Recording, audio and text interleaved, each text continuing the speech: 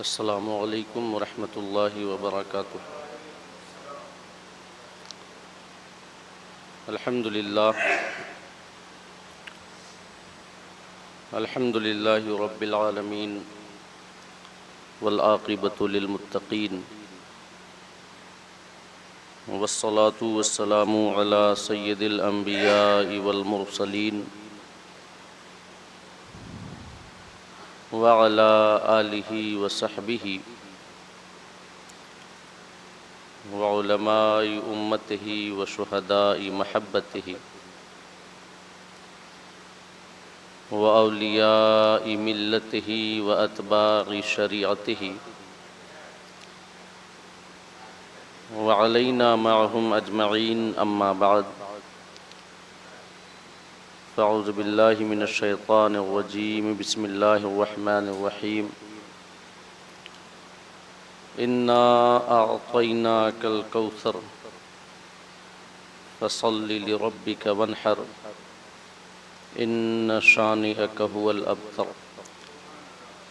صدق اللہ مولانا العظیم وبلغنا رسولہ النبی الامین المکین الکریم ونحن علی ذلک لمن الشاہدین والشاکرین والحمد للہ رب العالمین۔ آئیے سب سے پہلے ہم اور آپ دونوں مل کر احترام و عقیدت، خلوص و محبت اور حضوری قلب کے ساتھ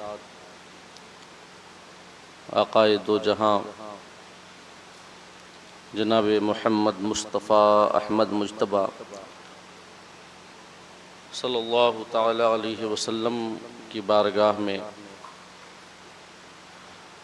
ہدیہ درود پاک پیش کریں۔ پڑھیں بآواز بلند، اللہم صلی علی سیدنا و مولانا محمد معدن الجود والکرم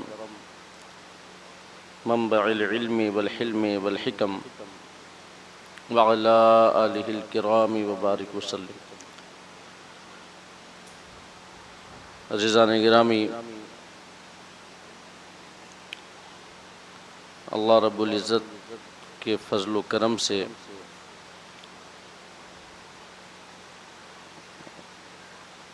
ہم سب کو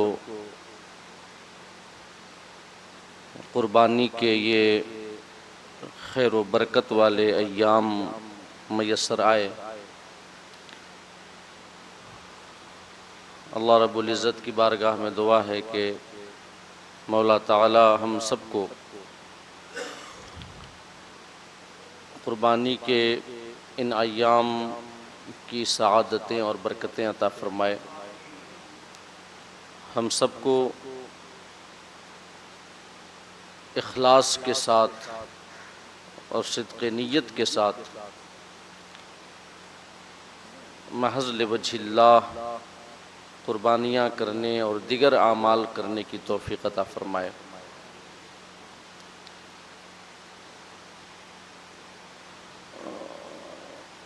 میں آپ سب کو سب سے پہلے عید اضحیٰ کی مبارکباد پیش کرتا ہوں۔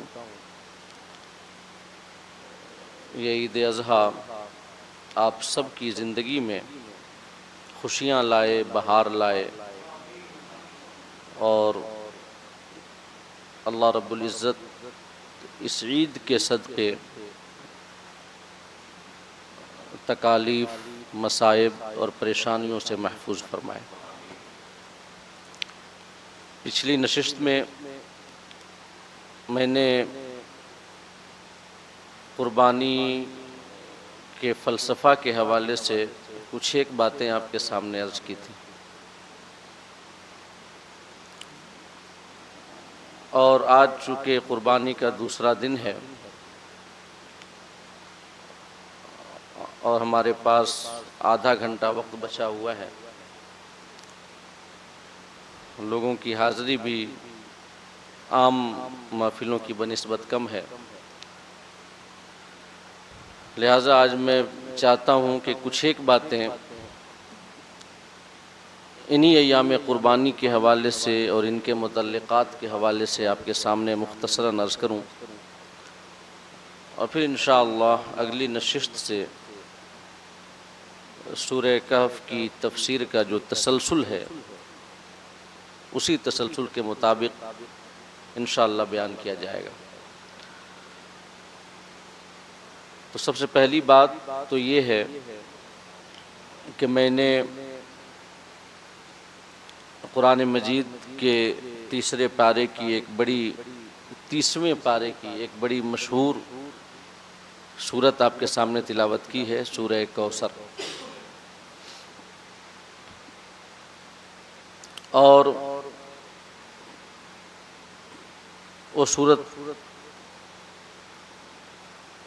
3 آیات کی ہے، چھوٹی سی سورت ہے، تقریباً سب کو یاد ہے۔ اللہ پاک نے اپنے حبیب سے خطاب کرتے ہوئے ارشاد فرمایا، اِنَّا أَعْطَيْنَاكَ الْكَوْثَرَ،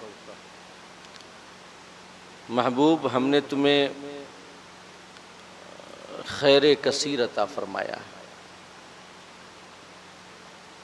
یعنی کہ بے شمار خوبیاں، بے شمار انعامات و احسانات، بے شمار بھلائیاں اور بے شمار نعمتیں محبوب ہم نے تمہیں عطا فرمائی ہیں۔ یا ایسے بھی کہہ سکتے ہیں کہ محبوب ہم نے تمہیں ہر خیر میں سے حصہ وافر عطا فرمایا ہے۔ اِنَّا أَعْطَيْنَاكَ الْكَوْثَرَ، ہم نے تمہیں ہر خیر میں سے حصہ وافر عطا فرمایا ہے۔ اس کے بعد اللہ پاک نے فرمایا فَصَلِّ لِرَبِّكَ وَانْحَرْ، لہٰذا تم اپنے رب کے لیے نماز پڑھو اور قربانی کرو۔ اِنَّ شَانِئَكَ هُوَ الْأَبْتَرُ، جو آپ کا دشمن ہے یقیناً وہ ہر قسم کی برکت سے اور ہر قسم کے خیر سے، ہر قسم کی بھلائی سے محروم ہے۔ اس سورت کی شان نزول کے حوالے سے روایتوں میں آتا ہے کہ جب آقائے دو جہاں جناب محمد مصطفیٰ احمد مجتبیٰ صلی اللہ تعالیٰ علیہ وسلم کے صاحبزادے کا انتقال ہوا تو آپ کے مخالفین نے چیمی گوئیاں کرنا شروع کر دیں اور باتیں بنانا شروع کر دیں،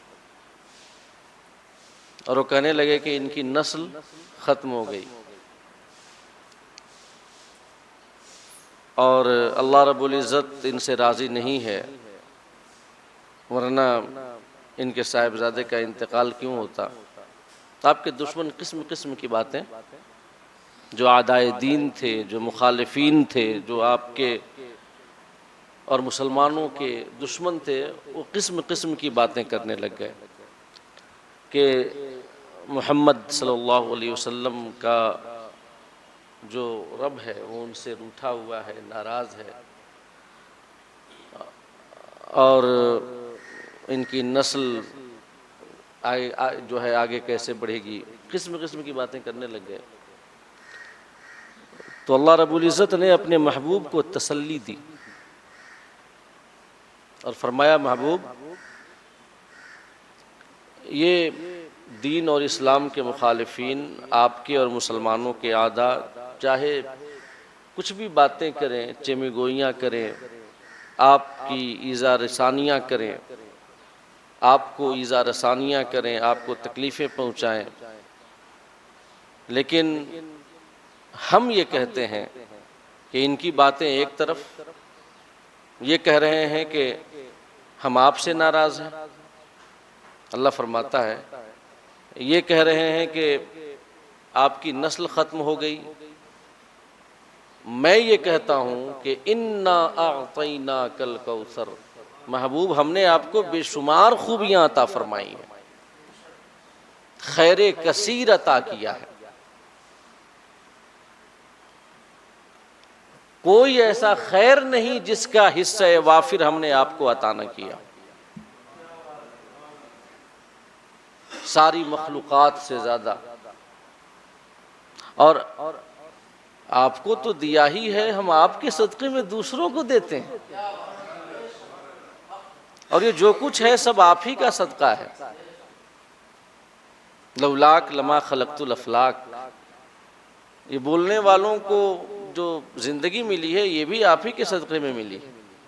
تو ان کی باتوں سے ملول خاطر نہ ہوں، ان کی باتوں سے اپنے دل پہ کسی قسم کا بوجھ نہ رکھیں. ہم نے آپ کو بے شمار خوبیاں اور خیر کثیر عطا فرمایا ہے. یہ فرمانے کے بعد اللہ پاک نے حکم دیا فَصَلِّ لِرَبِّكَ وَانْحَرْ. آپ رب کے لیے نماز پڑھیں اور قربانیاں کریں. اللہ پاک نے حکم دیا. یعنی کہ لوگ طعن و تشنیع کا تیر برسائیں، لوگ باتیں بنائیں، لوگ مخالفت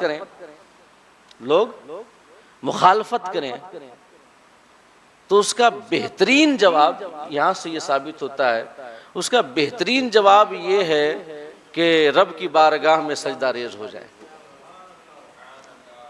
لوگوں کی مخالفتوں کو پرے چھوڑ کر، لوگوں کی باتوں کو پسے پش ڈال کر، لوگ کچھ بھی کہتے رہیں، فَصَلِّ لِرَبِّكَ وَانْحَرْ. ہم اپنے رب سے اپنا ناطہ جوڑیں، رب کے لیے اپنی عزیز ترین چیزوں کو قربان کریں. تو کیا نتیجہ ہوگا؟ ان شانئک هو الابتر. اللہ پاک نے محبوب سے فرمایا کہ محبوب جو آپ کا دشمن ہے وہی ہر قسم کے خیر و برکت سے محروم ہے. یعنی کہ اگر ہم یہ کریں لوگوں کی مخالفتوں کے جواب میں ان سے دو بدو نہ ہوں، ان کو جواب نہ دیں، اپنے رب سے بندگی کا تعلق مضبوط کریں، اپنے رب کے لیے محبوب چیزوں کو قربان کریں رب کی راہ میں، تو پھر جو ہمارے مخالفین ہیں وہ لاکھ کوشش کر لیں ہمیں کسی قسم کا نقصان نہیں پہنچا سکتے. ہاں ان کا نقصان ہوگا. ان شانئک هو الابتر. آپ کا دشمن جو ہے وہ خیر و برکت سے محروم ہے، ان کا نقصان ہوگا، ہمارا نقصان نہیں ہوگا. تو اللہ پاک نے فرمایا کہ آپ ان کی باتوں کی جانب توجہ نہ کریں، آپ رب کے لیے نمازیں پڑھیں، قربانیاں کریں، اور ان مخالفین کو چھوڑ دیں جو کہتے ہیں آپ کو کہ آپ بھلائی سے محروم ہیں تو وہ بھلائی سے محروم ہیں، جو کہتے ہیں کہ آپ سے رب کی جو ہماری رحمت ہے وہ دور ہے. تو نہیں، آپ تو سراپا رحمت ہیں، آپ تو ہماری رحمت کی مجسم صورت ہیں. ہماری رحمت سے دور وہ ہیں جو آپ کے دشمن ہیں. تو اس آیت کریمہ میں اللہ رب العزت نے قربانی کرنے کا حکم دیا ہے. اور ذرا سمجھیں کہ قربانی کا جو اللہ نے حکم دیا ہے نماز کے فوراً بعد، نماز سے ملا کر کے، نماز سے متصلاً قربانی کرنے کا حکم دیا ہے. فَصَلِّ لِرَبِّكَ. رب کے لیے نماز پڑھیں، وَانْحَرْ، اور قربانی کریں.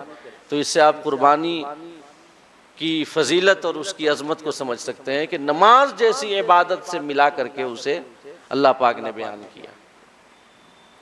اور دوسری بات یہ سمجھ میں آتی ہے کہ اللہ رب العزت نے اگر ہمیں عطا کیا ہے اپنی نعمتیں، نوازا ہے ہمیں، تو اس کا جو اثر ہمارے اوپر ظاہر ہونا چاہیے وہ تکبر کی شکل میں نہیں ظاہر ہونا چاہیے، گھمنڈ کی شکل میں، فخر و غرور کی شکل میں اس کا ثمرہ ظاہر نہیں ہونا چاہیے.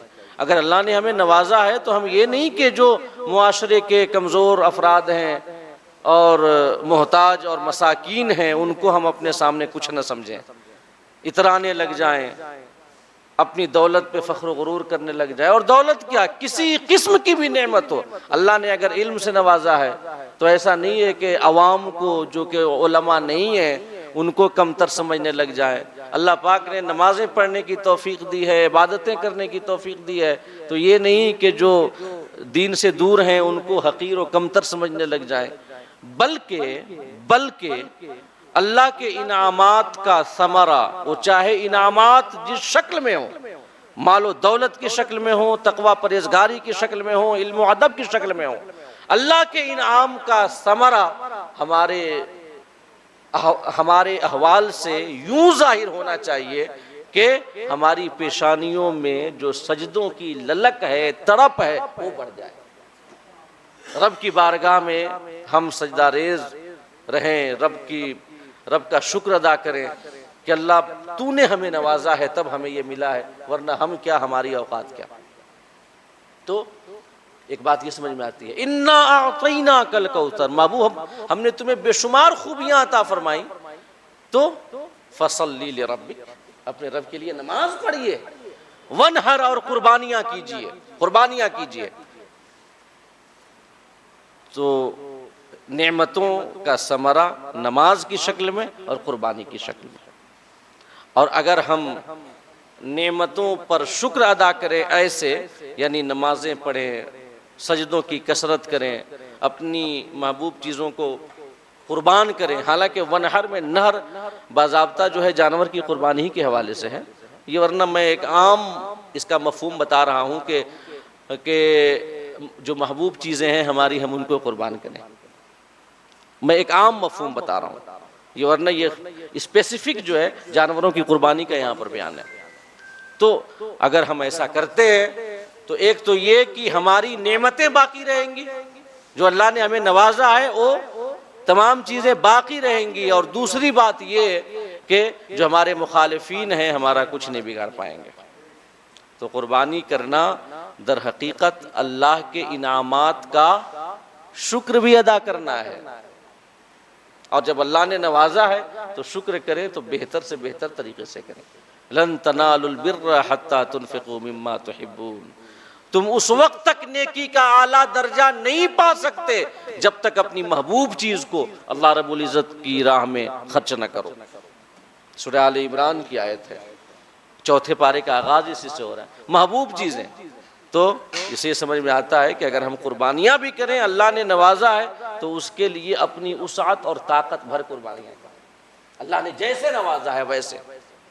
یہ قیمتی سے قیمتی جانور خریدیں، بہترین اعلیٰ سے اعلیٰ نسل کا جانور خریدیں، اور ایک حدیث میں آیا ہے کہ قربانی سب سے افضل وہ ہے جو کہ قیمت کے اعتبار سے اعلیٰ ہو اور گوشت کے اعتبار سے عمدہ ہو، وہ قربانی سب سے افضل ہے، جس کی قیمت زیادہ ہو اور جس کا گوشت بھی عمدہ ہو۔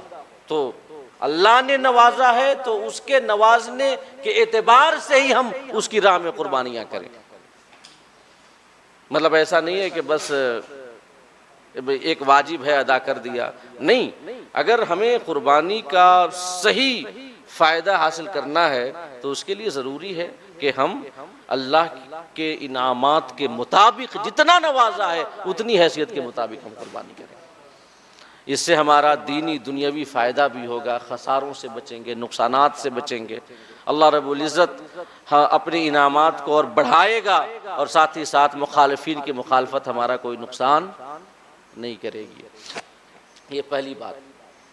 اور دوسری بات جو میں آپ کے سامنے عرض کرنا چاہتا ہوں وہ یہ ہے کہ آپ سب جانتے ہیں کہ قربانی کے گوشت کے حوالے سے یہ مذہب اسلام میں بیان کیا گیا ہے کہ اس کے 3 حصے کرنے چاہیے۔ کتنے حصے؟ ایک حصہ رشتہ داروں کے لیے، ایک غرباء اور مساکین کے لیے، اور ایک اپنے گھر والوں کے لیے۔ کسی کے اہل و عیال زیادہ ہوں تو وہ چاہے تو پورا گوشت بھی اپنے گھر والوں کے لیے رکھ سکتا ہے، اجازت ہے۔ اور اسی پر ایک بات یہ بھی ہے جو مسئلہ ضروری ہے کہ عام طور سے لوگ ایسا سمجھتے ہیں کہ اگر میت کے نام سے قربانیاں کریں تو پورے گوشت کو صدقہ کر دینا اور غریبوں اور مسکینوں کو دے دینا ضروری ہے، عام طور سے لوگوں کے ذہن میں یہ ہے۔ تو اس کا مسئلہ سمجھ لیں کہ اگر مرحوم نے کہا ہو کہ ہمارے نام سے قربانی کر دینا، مطلب وصیت کر کے گیا ہو، کہہ کے گیا ہو، اور پھر اس کے نام سے قربانی کیجئے گا، تو اس وقت تو سارا گوشت غریبوں اور یہ مسکینوں کو دے دینا ہوگا، خود اس سے نہیں کھا سکتے۔ لیکن اگر ایسے ہی کریں، وہ کہہ کر کے نہیں گیا ہے مرحوم، اگر اپنی جانب سے کر رہے ہیں اصال ثواب کے لیے، اور بہتر ہے، کرنا بھی چاہیے، بہتر ہے۔ اگر اپنی جانب سے کر رہے ہیں تو پھر اس کا بھی وہی حکم ہے جو عام قربانی کے گوشت کا ہے، کہ آپ اس کا چاہیں تو 3 حصہ کر لیں، چاہے تو اگر اہل و عیال زیادہ ہوں تو سب رکھ لیں، یہ اجازت اسلام کی جانب سے ہے۔ اور لیکن ایک بات ضرور ہے کہ پہلے اپنے نام سے قربانی کرنا ضروری ہے، پہلے جس کے اوپر واجب ہے۔ دیکھیے مرحوم کے نام سے قربانی کرنا واجب نہیں ہے، یا کسی بزرگ یا ولی کے نام سے قربانی کرنا واجب نہیں ہے۔ مطلب کہ اس انفارمیشن کے زمانے میں بھی لوگ اس قسم کی باتیں پوچھ رہے ہیں کہ ہم پہلی قربانی کر رہے ہیں تو ہم چاہتے ہیں کہ اللہ کے رسول صلی اللہ علیہ وسلم کے نام سے قربان کر دیں۔ تو کہا کہ نہیں، ایسا نہیں ہے، پہلے خود کے اپنے نام سے قربانی کرنا ضروری ہے، اس کے بعد اللہ نے نوازا ہے، اگر اللہ نے نوازا ہے تو آقا کے نام سے قربانی کریں تو یہ تو بڑی سعادت کی بات ہے نا۔ آقا کریم ہر سال 2 قربانیاں کیا کرتے تھے، 2 جانوروں کی، ایک اپنی جانب سے اور ایک پوری امت کی جانب سے، اور یہ ان کا خاصہ ہے کہ ایک جانور پوری امت کے لیے کافی ہوتا تھا۔ آقا کریم کہا کرتے تھے جب دعا مانگا کرتے تھے کہ مولا یہ میری امت کے ان لوگوں کی جانب سے قربانی قبول فرما کہ جن کو استطاعت نہیں ہے، اور جو قربانی نہیں کر رہے ہیں ان کی جانب سے یہ قربانی تو قبول فرما۔ اگر ہم ایک جانور کریں گے چھوٹا تو صرف ایک ہی کے نام سے کر سکتے ہیں نا۔ ہمارے آقا کی شان کیا ہے، وہ ایک جانور کر رہے ہیں اور امت میں کتنے لاکھوں لوگ ہوں گے جو استطاعت کی وجہ سے قربانیاں نہ کرتے ہوں گے، لیکن وہ سب کے لیے کافی ہے۔ آقا کی شان اللہ رب العزت نے کیا عطا فرمائی ہے ہمارے آقا کو۔ تو اگر اللہ نے نوازا ہے تو عطا کریں، مطلب اگر آقا کے نام سے قربانی کریں تو بڑی سعادت کی بات ہے، بڑی سعادت کی بات ہے۔ اور یاد رکھیے کہ اگر آقا کے نام سے قربانی کرتے ہیں تو ایسا نہیں ہے نا کہ خالی ہم نے قربانی کر دی، ثواب ملا تو ملا ہی، ریٹرن بھی آتا ہے، ریٹرن بھی آتا ہے، دنیاوی مال و دولت میں برکت کی شکل میں، مصیبتوں کی دوری کی شکل میں، پریشانیوں کے ختم ہونے کی شکل میں ریٹرن بھی آتا ہے۔ اور آقا کریم کی شان تو بڑی ہے، اگر کوئی اپنے گھر والوں، اپنے ماں باپ جو انتقال کر گئے، دادا دادی اگر انتقال کر گئے، خاندان والے، مرحومین کے نام سے جہاں تک ہو سکے اگر قربانی کرے گا نا تو وہ بھی ریٹرن آئے گا۔ ان کے نام سے تو آپ قربانی کر ہی رہے ہیں، ان کو ثواب تو مل ہی رہا ہے۔ دیکھیں جب تک انسان اس دنیا میں رہتا ہے نا تب تک یہ ایک بدن کی رکاوٹ رہتی ہے، اس دنیا سے جانے کے بعد بدن کی رکاوٹ ختم ہو جاتی ہے تو روح کی طاقت بڑھ جاتی ہے۔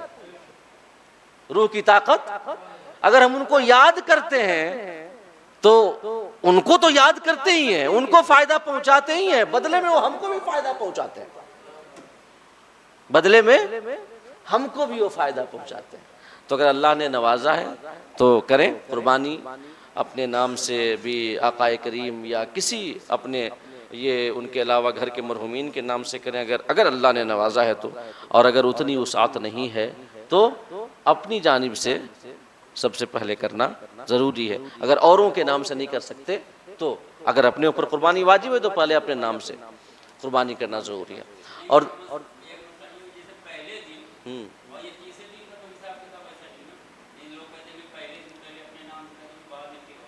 نہیں ایسا نہیں ہے، ہاں ایسا نہیں ہے، اگر آپ کو کئی قربانیاں کرنی ہیں، ایک اپنے نام سے بھی اور کچھ دوسرے مرحومین کے نام سے بھی قربانیاں کرنی ہیں تو آپ چاہیں تو پہلے دن مرحومین کے نام سے کر لیں، دوسرے تیسرے دن اپنے نام سے کریں، اگر آپ چاہیں تو پہلے دن اپنے نام سے کر لیں، دوسرے تیسرے دن مرحومین کے نام سے کریں، دونوں صورتیں ہیں۔ نہیں یہ کوئی ضروری نہیں ہے، کیونکہ تینوں دن قربانی کے ہیں، 3 دن 2 راتیں قربانی کے ہیں، آپ جب بھی قربانی کریں گے قربانی ادا ہو جائے گی، جب بھی کریں گے تو آپ اگر چاہیں تو پہلے مرحومین کے نام سے کروا لیں اور دوسرے دن یا تیسرے دن اپنے نام سے کریں، یا چاہے تو پہلے دن اپنے نام سے کریں، دوسرے تیسرے دن مرحومین کے نام سے کریں، کوئی حرج نہیں ہے۔ اور ایک اور مسئلہ جو ضروری ہے وہ یہ ہے کہ گھر میں کئی لوگوں پر قربانی واجب ہے، کئی لوگوں پر، جیسے کہ باپ کے اوپر بھی ہے، ماں کے اوپر بھی ہے، اور کئی بھائیوں کے اوپر بھی ہے۔ تو لوگ سمجھتے ہیں کہ بس ایک بکرا خرید لیا اور ایک اپنے نام سے قربانی کر لی، سب کی جانب سے قربانی ادا ہو گئی۔ ایسا نہیں ہے۔ قربانی مرد و عورت، یعنی کہ ہر اس مرد و عورت پر واجب ہے جو صاحب نصاب ہے، اور صاحب نصاب یعنی 7.5 تولہ سونا یا 52.5 تولہ چاندی کی قیمت ہے، یا اتنی قیمت کا اس کے پاس کوئی اور سامان ہے، کوئی اور، جیسے کوئی پلاٹ وغیرہ ہے، کوئی زمین وغیرہ ہے کہ جس کی قیمت ہے، یا ضرورت سے زیادہ کوئی بھی ایسی چیز ہے جس کی قیمت 52.5 تولہ چاندی کے برابر آج ہے۔ یہ 7.5 تولہ سونا تو بہت زیادہ ہو جاتا ہے، 52.5 تولہ چاندی کے برابر، کیونکہ 46-47 ہزار لگ بھگ ہوتے ہیں۔ اگر اتنا ہے تو اس کے اوپر قربانی واجب ہے۔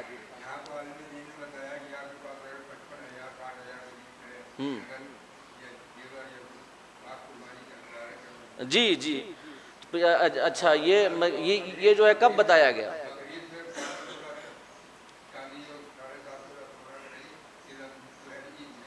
وہی میں بتا رہا ہوں کہ اگر کسی کے پاس 52.5 تولہ چاندی یا اس کی قیمت کے برابر کوئی سامان ہے یا پیسہ ہے، اب 52.5 تولہ چاندی کی قیمت چاہے 47-48 ہزار ہو، چاہے 55-60 ہزار ہو، وہ ایک بھاؤ تاؤ کا مسئلہ ہے کہ مارکیٹ میں کیا چل رہا ہے۔ اگر اس کی قیمت کے برابر آپ کے پاس پیسہ ہے، یا اگر آپ کے پاس کوئی اور ایسا سامان ہے جو ضرورت سے زیادہ ہے، تو قربانی واجب ہے۔ یا عورتوں کے پاس بھی اگر زیورات ہیں، جیسے کچھ سونا ہے، کچھ چاندی ہے، کچھ پیسہ ہے، اگر کل ملا کر کے 52.5 تولہ چاندی قیمت کے برابر ہے تو اس کے اوپر قربانی واجب ہے۔ اور یاد رکھیے گا، یہ زکوٰۃ کی طرح مسئلہ نہیں ہے کہ زکوٰۃ میں سال گزرنا ضروری ہے، یا زکوٰۃ میں یہ ہے کہ اگر آپ نے رکھنے کی نیت سے زمینیں خریدی ہیں تو زمین پہ زکوٰۃ واجب نہیں ہے۔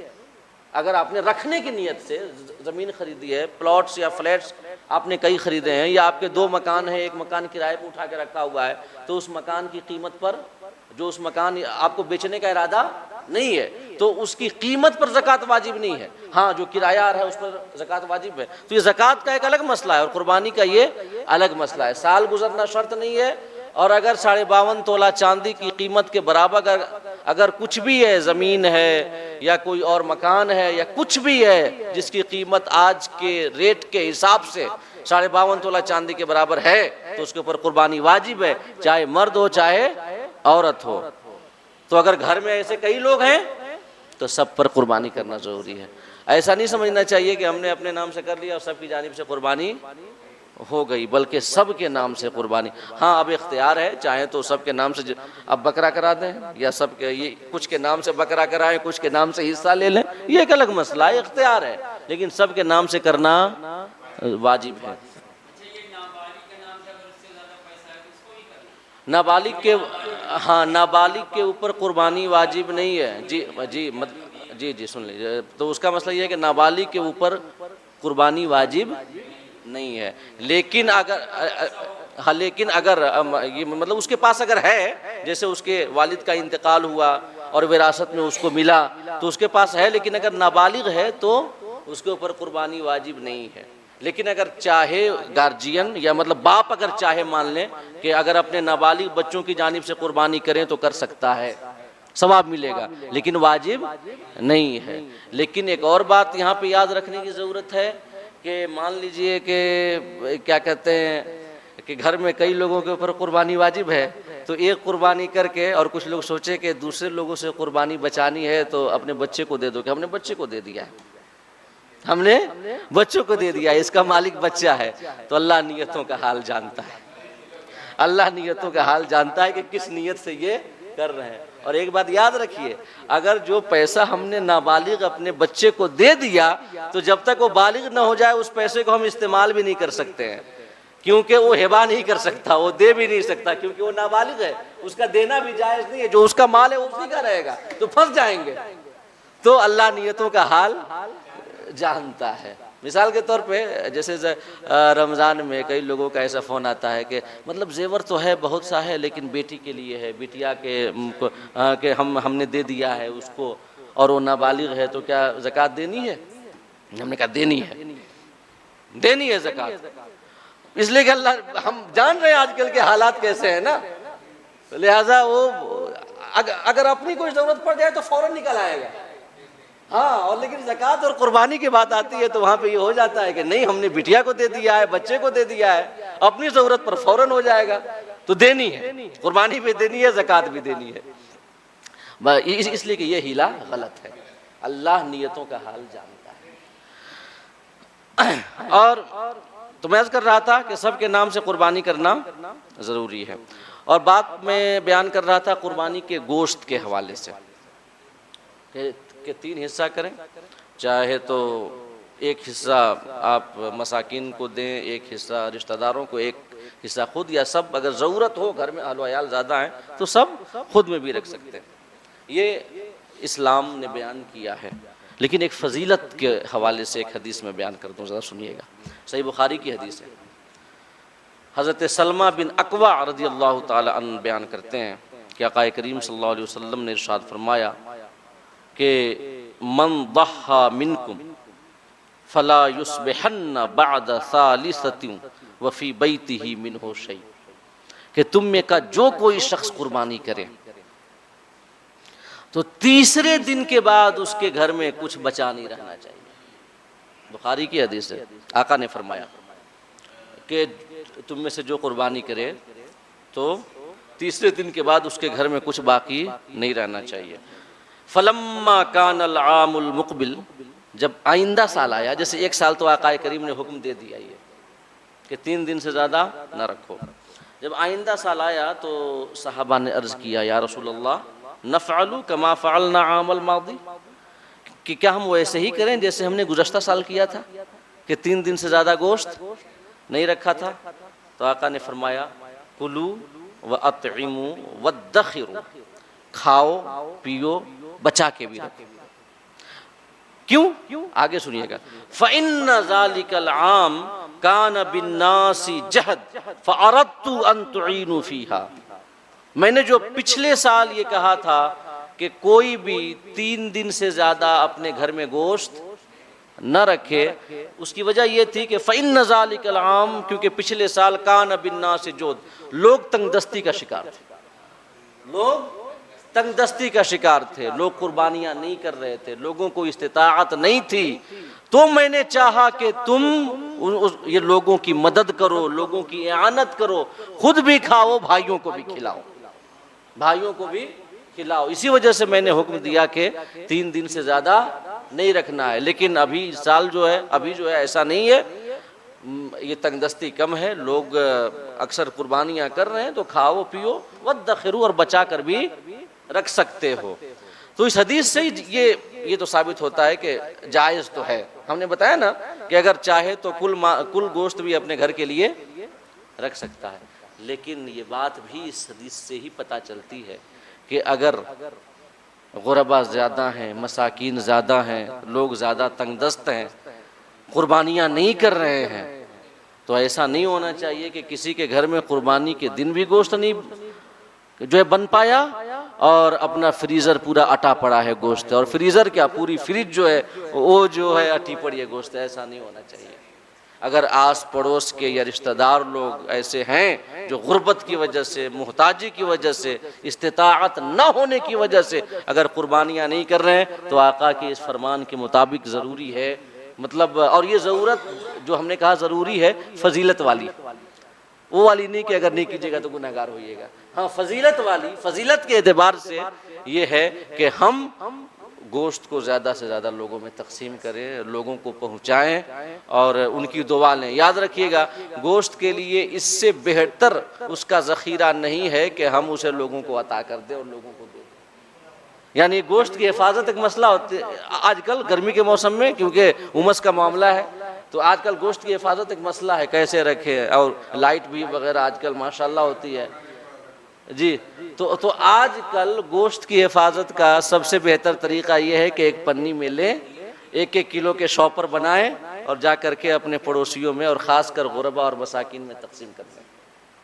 یہ حفاظت کا سب سے بہترین طریقہ ہے. قیامت تک محفوظ رہے گا، یاد رکھیے گا، قیامت تک محفوظ رہے گا وہ گوشت. اور اس روز جو ثواب ملے گا نا، تو آپ کو پتہ چلے گا کاش ہم نے یہی کام زیادہ کیا ہوتا. ہم نے یہی کام زیادہ کیا ہوتا۔ تو اس حدیث سے، جو بخاری کی حدیث ہے، اس سے یہ بات سمجھ میں آتی ہے کہ اگر تنگ دستی زیادہ ہے، محتاجی زیادہ ہے، تو گوشت کو تقسیم کرنا زیادہ بہتر ہے۔ اور ایک آخری حدیث مختصراً آپ کے سامنے عرض کر دوں کہ یہ میں نے پچھلی نشست میں قربانی کے اجر و ثواب کے حوالے سے ایک حدیث کی روشنی میں کچھ باتیں بیان کی تھیں۔ بس ایک حدیث حضرت ابو سعید خدری رضی اللہ تعالیٰ عنہ سے مروی ہے، مستدرک للحاکم کی روایت ہے یہ، کہ آقا کریم صلی اللہ علیہ وسلم نے حضرت فاطمہ سے ارشاد فرمایا کہ قومی الی اضحیتک فاشہدیہا فإن لکی بأول قطرۃ تقطر من دمہا یغفر لک ما سلف من ذنوبک۔ آقا کریم نے حضرت فاطمہ سے فرمایا کہ فاطمہ آؤ اور اپنی قربانی کے پاس کھڑی ہو جاؤ، جب قربانی ہو رہی ہے تو کھڑی ہو جاؤ اور حاضر رہو قربانی کے وقت۔ جب حضرت فاطمہ کے نام سے قربانی دی جا رہی تھی تو کہا کہ حاضر رہو اور کھڑی رہو، کیونکہ قربانی کے جانور کا پہلا قطرہ گرتے ہی اللہ رب العزت تمام پچھلے گناہوں کی مغفرت فرما دیتا ہے، جتنے پچھلے گناہ ہیں سب کی مغفرت فرما دیتا ہے۔ تو حضرت فاطمہ نے عرض کیا یا رسول اللہ ھذا لنا اہل البیت خاصہ او لنا وللمسلمین عامہ، کہ یہ جو فضیلت ہے کہ پہلا قطرہ گرتے ہی تمام جو پچھلے گناہ ہیں معاف ہو جائیں گے، تو کیا صرف ہم اہل بیت کے لیے ہے یا سارے مسلمانوں کے لیے؟ آقا نے فرمایا بل لنا وللمسلمین عامہ، اللہ کی رحمت جو ہوتی ہے وہ کچھ لوگوں تک محدود تھوڑی ہوتی ہے، وہ تو سب کے لیے ہوتی ہے۔ آقا نے فرمایا کہ ہمارے لیے بھی ہے اور تمام مسلمانوں کے لیے بھی، کہ قربانی کا پہلا قطرہ گرے اس سے پہلے گرتے ہی اللہ پاک تمام گناہوں کی مغفرت فرما دیتا ہے۔ یہ قربانی کا بڑا اجر و ثواب ہے۔ لیکن یہ اجر و ثواب کن کے لیے ہے؟ ان کے لیے ہے جو اخلاص کے ساتھ قربانیاں کریں، ریاکاری نہ ہو، دکھاوا نہ ہو، یہ نہ ہو کہ ہمارا جانور بڑا ہے، مہنگا ہے، قیمتی ہے، یہ سب باتیں نہ ہو، سمعہ نہ ہو، دکھاوا نہ آئے، بلکہ محض اللہ کی رضا کا حصول مطلوب ہو۔ قربانی کر رہے ہیں صرف اور صرف اللہ رب العزت کو راضی کرنے کے لیے، اس کے حکم پر عمل کرنے کے لیے، کہ ہمارے رب نے حکم دیا ہے ہم قربان کر رہے ہیں۔ بظاہر عقل کچھ بھی کہے کہ خون بہانے میں کیا ہے نیکی، ذبح کرنے میں کیا ہے نیکی، لیکن یہ ایک بندگی کا رشتہ ہے، رب نے کہہ دیا ایسا کرنا ہے تو کرنا ہے، اور یہ اخلاص کے ساتھ ہم قربانیاں کریں تو یہ سارے اجر و ثواب کے انشاءاللہ ضرور حقدار ہوں گے۔ اور اگر ایک آخری بات سن لیں مختصراً، اگر کسی کی استطاعت نہ ہو، مان لیجئے اس کے اوپر قربانی واجب ہی نہیں ہے، ایک صحابی رسول آئے کہ یا رسول اللہ ہمارے پاس کچھ نہیں ہے، لیکن ایک بکری کا بچہ ہے 6 مہینے کا، لیکن کافی موٹا تازہ ہے، تو کیا ہم کر لیں؟ آقا نے فرمایا کہ نہیں، مت کرو، لیکن ہاں بال کٹا لو، ناخن کاٹ لو، بدن سے غیر ضروری بال کو دور کر لو، اللہ رب العزت تمہیں قربانی کا ثواب عطا فرمائے گا۔ تو اگر ہم یہ کریں کہ اگر کسی کے پاس استطاعت نہیں ہے تو اسے چاہیے کہ قربانی کے دنوں میں کم سے کم یہ کام ضرور کر لے، بال کٹا لے، مونچھیں کتروا لے، ناخن جو ہے بنا لے، غیر ضروری بالوں کو دور کر لے، تو امید ہے اور آقا کا فرمان ہے تو یقین ہے، آقا کا فرمان ہے تو یقین ہے کہ اللہ رب العزت ہمیں قربانی کا ثواب عطا کرے گا۔ اللہ رب العزت ہم سب کی نیکیوں کو قبول فرمائے، ہماری قربانیوں کو قبول فرمائے، اخلاص کے ساتھ قربانیاں کرنے کی توفیق عطا فرمائے، آمین۔ وآخر دعوانا ان الحمد للہ رب العالمین۔ بسم اللہ الرحمن الرحیم۔ ادب سے بیٹھ جائیں، میلاد مصطفیٰ پڑھ دوں۔ قد جاءکم من اللہ نور و کتاب مبین، تحقیق کہ تمہارے پاس رب کی جانب سے آیا ایک نور، ایک روشن کتاب۔ اس نور سے مراد ہم سب کے آقا کریم صلی اللہ تعالی علیہ وسلم کی ذات گرامی تھی۔ اس کتاب سے مراد قرآن مجید فرقان حمید تھا۔ جب رب نے چاہا کہ وہ جانا جائے اور پہچانا جائے تو اس نے اپنی معرفت مرحمت فرمانے کے لیے اس نے اپنے نور سے اپنے نبی کے نور کو پیدا فرمایا۔ وہی نور جب اس خاکدان گیتی پر تشریف لا رہا تھا، تمام ملائکہ مقربین سبھی کھڑے ہو کر غلامانہ انداز میں صلاۃ و سلام کا نذرانہ پیش کر رہے تھے۔ وہ عین وقت میلاد پاک تھا۔ آئیے ہم بھی اسی کی یاد میں چند بند آقا کی بارگاہ میں پیش کریں۔ یا نبی سلام علیکہ، یا رسول سلام علیکہ، یا حبیب سلام علیکہ، صلوات اللہ علیکہ، جان کر کافی سہارا لے لیا یہ در تمہارا، خلق کے وارث خدا را لو سلام اب تو ہمارا، یا نبی سلام علیکہ، یا رسول سلام علیکہ، یا حبیب سلام علیکہ، صلوات اللہ۔ الصلاة والسلام علیکہ یا رسول اللہ، الصلاة والسلام علیکہ یا نبی اللہ، الصلاة والسلام علیکہ یا حبیب اللہ، وعلی آلک و اصحابک یا سیدنا و مولانا محمد رسول اللہ صلی اللہ تعالی علیہ وسلم۔ ربنا آتنا فی الدنیا حسنۃ وفی الآخرۃ حسنۃ وقنا عذاب النار۔ ربنا تقبل منا انك انت السميع العليم وتب علينا انك انت التواب الرحیم۔ مالکہ بندہ نوازہ شاہ کریمہ، درس قرآن کی اس محفل میں ایام نہر کی مبارک ساعتوں میں مولا ہم سب حاضر ہوئے، ہم سب کی حاضری کو اور اس محفل کو قبول فرما۔ ہم سب کو قرآن اور صاحب قرآن جناب محمد الرسول اللہ صلی اللہ تعالی علیہ وسلم کا صدقہ، وسیلہ، فیضان اور شفاعت عطا فرما۔ مولا ایام نہر کی سعادتوں اور برکات سے ہم سب کو مالا مال فرما، ہماری نیکیوں کو اور صالح اعمال کو قبول فرما۔ مولا ہمیں اخلاص اور صدق نیت کے ساتھ قربانیاں کرنے کی توفیق عطا فرما۔ الہ العالمین ہم سب کو اپنی رحمتوں اور برکتوں میں سے حصہ وافر عطا فرما۔ ہر قسم کی آفتوں، بلاؤں، مصیبتوں، وباؤں اور بیماریوں سے محفوظ اور مامون فرما۔ مولا اس دنیا میں جہاں کہیں بھی جتنے بھی مسلمان بستے ہوں، سب کی جان و مال، عزت و آبرو اور ایمان کی حفاظت فرما۔ بالخصوص جہاں کے مسلمان مظلوم ہیں مولا، ان کی جان و مال اور عزت و آبرو کی حفاظت فرما۔ الہ العالمین ہم سب کو ایک اور نیک بنا، ہمارے دلوں میں مومن بھائیوں کے لیے اخوت و محبت اور رحمت کے جذبات پیدا فرما۔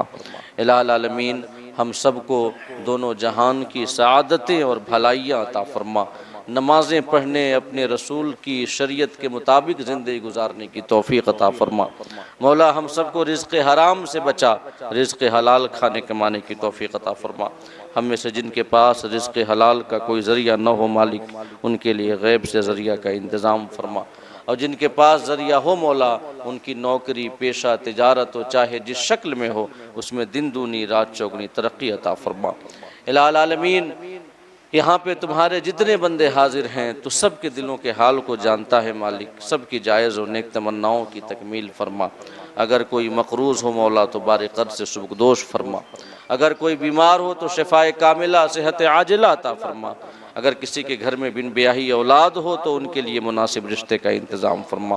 بالخصوص مولا ہماری تنظیم کے سیکریٹری عالی جناب سید شاہد حسین حبیبی صاحب، جن کی طبیعت علیل رہ رہی ہے، انہیں شفاء کاملہ اور صحت عاجلہ عطا فرما۔ اور مولا اگر کسی کے دل میں کوئی بھی جائز خواہش ہو اور وہ اگر نہ کہہ سکا ہو تو مولا اس جائز خواہش کو مکمل فرما اور اس کی دعاؤں کو قبول فرما۔ مولا ہم سب کو صحت والی، سلامتی والی، نیکیوں سے محبت والی، گناہوں سے نفرت والی، تمہارے احکام کی اطاعت والی اور تمہارے رسول کی سنتوں کی اتباع والی اور کونین کی سعادت والی لمبی زندگی عطا فرما۔ وصلی اللہ تعالی علی خیر خلقہ محمد وآلہ وصحبہ اجمعین برحمتک یا ارحم